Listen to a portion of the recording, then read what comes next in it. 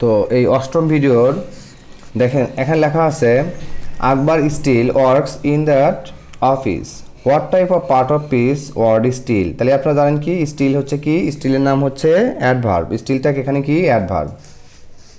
এরপর দেখেন the bird sing sweetly, here sweetly কি, তাহলে সুইটলি কোন পার্ট অফ পিস, আমি আপনাদের বারবার বলছিলাম যে অ্যাডজেক্টিভ, হ্যাঁ, যে অ্যাডজেক্টিভের শেষে যদি এলওয়াই থাকে তাহলে দেখেন এখানে অ্যাডজেক্টিভের শেষে এলওয়াই আছে না, তাহলে যেহেতু অ্যাডজেক্টিভের শেষে এলওয়াই আছে তার মানে এটা অ্যাডভার্ব।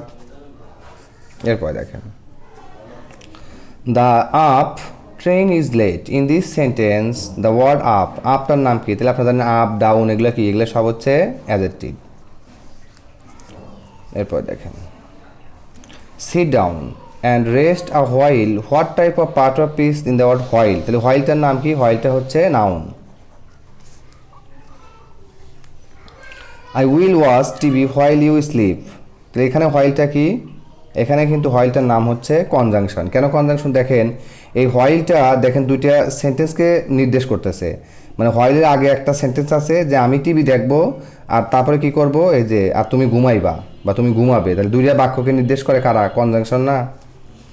আচ্ছা, এরপর দেখেন এখানে লেখা আছে Tania was a wonderful singer but she past her prime, here the word past কি, তাহলে পাস্ট হচ্ছে এখানে কি, পাস্টের নাম হচ্ছে প্রিপোজিশন। 8 men ওয়ার কনসার্নড, কনসার্নের পর ইন বসে, তাই কনসার্নড ইন।